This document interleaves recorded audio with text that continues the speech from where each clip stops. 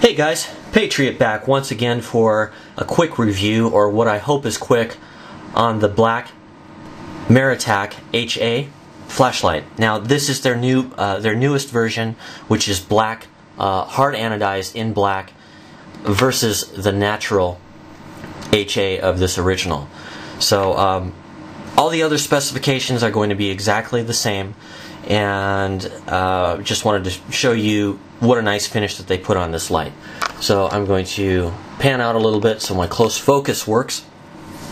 But here it is, the black HA Maratac with blackened clip and blackened keyring. That in contrast to the natural HA clip on the natural version and the natural colored keychain attachment on the natural version. Now I'm not sure how they color those metals, since hard anodizing or anodizing in general is going to be something that is used on aluminum and other materials. So I'm not sure how they do it on steel clips such as these, but anyhow, it's kind of nice that they made it the same color. I had mentioned that on the original review of this light as well.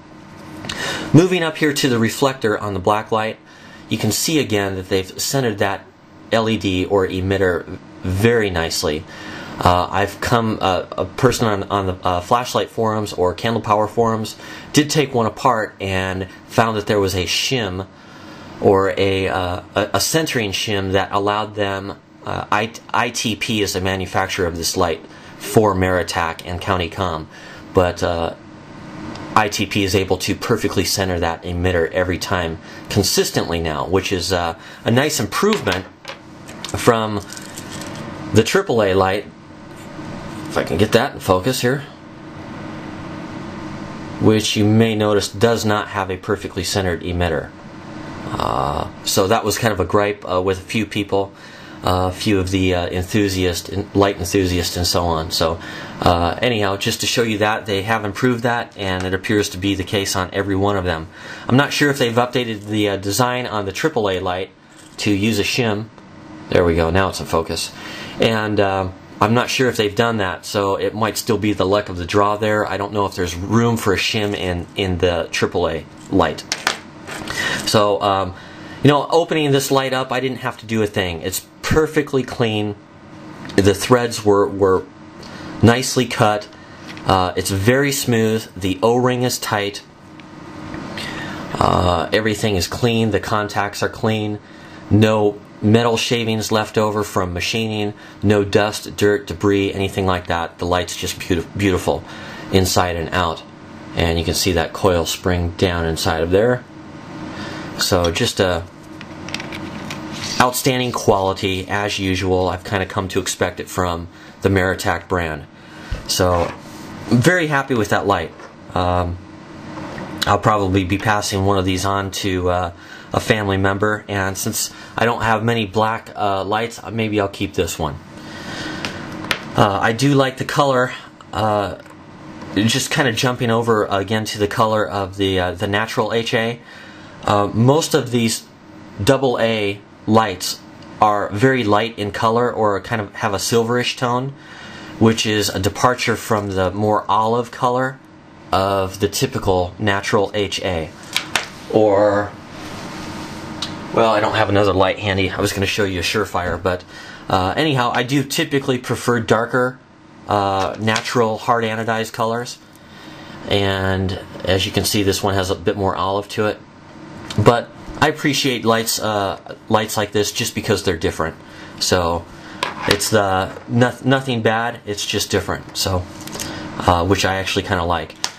Let's see, going on to, oh yes, this light recently went through the washing machine through a heavy-duty cycle with my some of my hunting clothes and so on.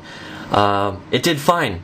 I heard it thumping around in the dryer after it had already been washed, and so I gave it a quick twist and found that it was still operating.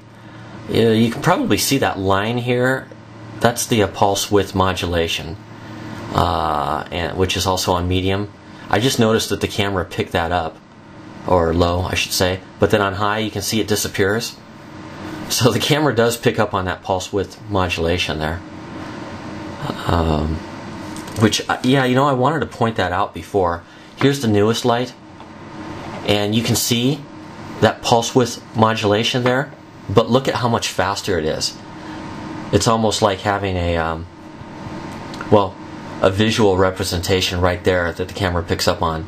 That's the difference in PWM between the old one and the new one, or the AAA light and the AA light here. Anyhow, just a side note there, since I remembered that. But yeah, this light went through the wash, no problems. I pulled it out, turned it on, it was fine. I looked inside of it, and not even the slightest hint of moisture. So it's at least minimally water resistance, although I suspect it would handle much more than what I put it through. Okay, going on to the other, this is their electro-polished stainless steel light. I did attach a length of, or a lanyard to it, a length of 3 30-seconds tether cord, available from Countycom. This is in International Orange, which is very vivid. It appears a bit more red here on my little view screen. Maybe it won't look that way on a full screen, but yeah, it kind of makes it a little bit more reddish. But it's actually more like this color in real life. So anyhow, great light there. I've left the clip on for emergencies in case I should have to take this off and reverse it and go hands-free to use it on the brim of a hat or something like that, you know, facing the other direction, of course. So anyhow, I've been wearing this one around lately, and their 3 30-seconds tether cord at Countycom is great for that.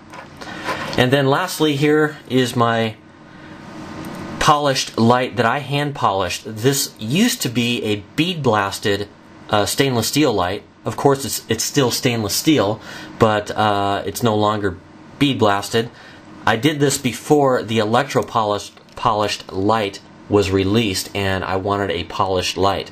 So anyhow, I didn't know this other one was going to be coming out. Otherwise, I probably would have left this bead blasted. Now, bead blasting is a pretty cool finish, and it's a little bit more subdued, but it will scratch, and it does show the scratches more easily. So just wanted to let you know that if you get the bead blasted light, that will be the case. Got a little kit of spare parts here. Just wanted to show you that I no longer have the stock clip, which is right here on the back of the stainless steel light. You can see that I have installed a snap ring instead. Now, early on when this light first came out, there was a lot of question about the strength of this key ring attachment, and a few people did break theirs. I don't know. I don't think that that's an inherent weakness or anything like that, because you've seen the strength in my AA strength review where I tested the keyring strength on the AA light. So I don't think it's an inherently weak design, but it's possible that a few got through quality control with a slight weakness. So all I've done is install the snap ring. I did have to drill out those 2 small holes there, try to get this to focus, so that I could install small split rings such as these for key ring attachment or whatever. And the size that you want if you do this is a 1/2 inch. Now that's a 1/2 inch inside diameter, not outside, which is typically how they measure these. As you can see here, it is a 1/2 inch inside diameter. So these are going to be very strong. They're not going to break. The only downside is that the hole is very small, and you're going to have to drill out that little tiny spot.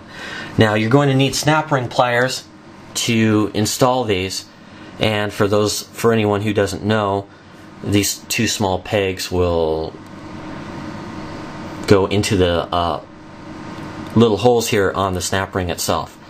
And then if I can get this to focus, having a little trouble with it, you can see this will flex outwards and will allow you to put that split ring onto the back of the light. So anyhow, as usual, this is my 3rd take, so my talker is getting worn out here. But anyhow, just wanted to let you know that was an option if you break yours or suspect that you may need more strength out of it. You can do that. So those are available at Ace Hardware, Lowe's, Home Depot, and many other hardware. So catch you guys later. See you next time. Bye.